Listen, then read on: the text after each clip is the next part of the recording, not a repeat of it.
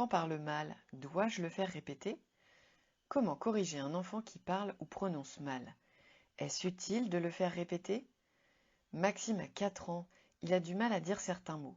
Parfois il articule mal, on essaie de le faire répéter mais il ne progresse pas. Doit-on continuer? Ses parents, Élodie et Antoine. Comment notre enfant apprend-il à parler? Un enfant apprend à parler en étant baigné dans le langage de ses parents et de ses proches. Vers 5 ou 6 mois de grossesse, le bébé entend les sons qui l'entourent et la voix de ses parents. Après sa naissance, quand il a environ 3 mois, il commence à faire des vocalises. On dit qu'il gazouille.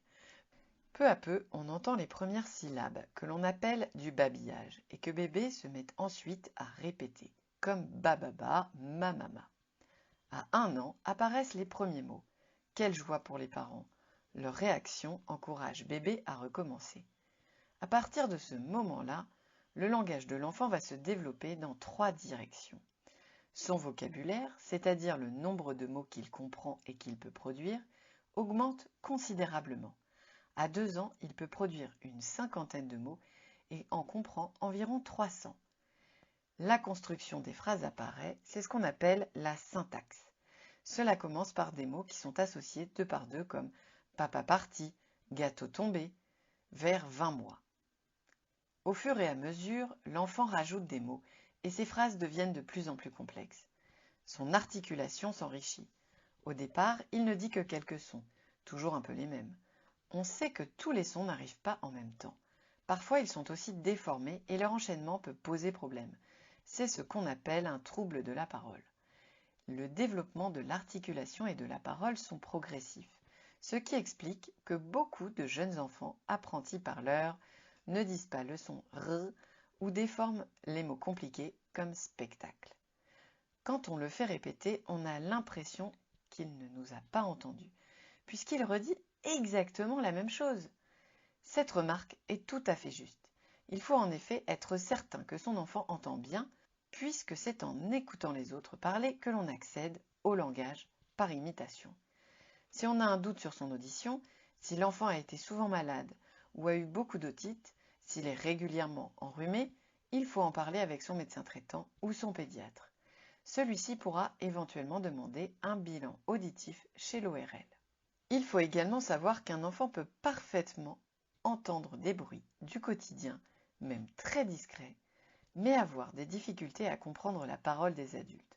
Ce sont des compétences différentes, d'où l'intérêt d'un bilan chez un spécialiste si on a des inquiétudes.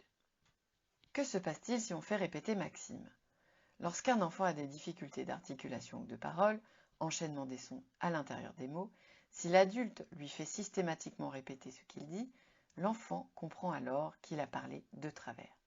Cela peut lui donner une mauvaise image de lui faire perdre confiance. Lorsque cela se produit, vraiment très souvent, il peut s'arrêter de parler pour qu'on ne le reprenne pas ou alors développer un bégaiement car il ressent une forte pression. Ce sont des cas extrêmes, mais cela arrive. Quand un parent reprend automatiquement son enfant pour l'aider à améliorer son articulation ou sa parole, l'enfant peut entendre un message négatif. Tu parles mal, on te comprend difficilement. Or, il ne fait pas exprès de se tromper. Il n'a peut-être pas encore développé les bonnes compétences. C'est un peu comme si on attendrait d'un apprenti conducteur les réflexes d'un routier de longue date. C'est un peu démoralisant. Que peut-on faire alors pour aider Maxime à bien parler? Pour aider un enfant qui a des difficultés à prononcer les sons ou les mots, le plus efficace est de reprendre ce qu'il vient de dire, en le formulant correctement, mais sans lui demander de répéter. Par exemple, s'il dit « veut monter sur le toboggan », on lui dit « ah oui, tu veux monter sur le toboggan », sans attendre qu'il se corrige. S'il dit « oh, le beau poisson rouge », on peut valider ce qu'il nous dit. Tu as raison, il est beau le poisson rouge. Cette façon de faire, qu'on appelle le feedback, a 2 avantages. D'une part, l'enfant sait qu'on a compris sa demande, ce qui est très rassurant pour lui, et va l'inciter à continuer à communiquer. D'autre part, cela lui permet d'entendre le modèle précis de ce qu'on attendait, sans lui mettre la pression sur ses productions. Certains enfants vont spontanément répéter ce que dit l'adulte, mais ce n'est pas systématique et surtout pas obligatoire. Et si ça ne suffit pas, dans certains cas, l'enfant présente un retard dans l'acquisition de son langage, malgré les efforts et l'aide de son entourage. Il a des difficultés à articuler, à dire des mots, il manque de vocabulaire ou ses phrases ne sont pas bien construites. Il peut également avoir du mal à comprendre l'adulte. C'est compliqué pour les parents de savoir si le langage de leur enfant est plutôt bien développé, puisqu'en général, ils décodent bien ce que leur petit verbalise. Il est alors utile de se tourner vers le médecin traitant, le pédiatre ou un autre professionnel de santé, puéricultrice de la PMI, médecin ORL, pour avoir un premier avis. En fonction de leurs observations, un bilan orthophonique peut être prescrit. Comment ça se passe avec l'orthophoniste? Durant un rendez-vous qu'on appelle bilan, l'orthophoniste va discuter avec les parents pour connaître les grandes étapes du développement de leur enfant, faire le point sur leurs questions et leurs inquiétudes. L'orthophoniste vérifie également si le petit utilise bien toutes les fonctions de la bouche et du nez. Respire-t-il par la bouche? A-t-il du mal à croquer des morceaux?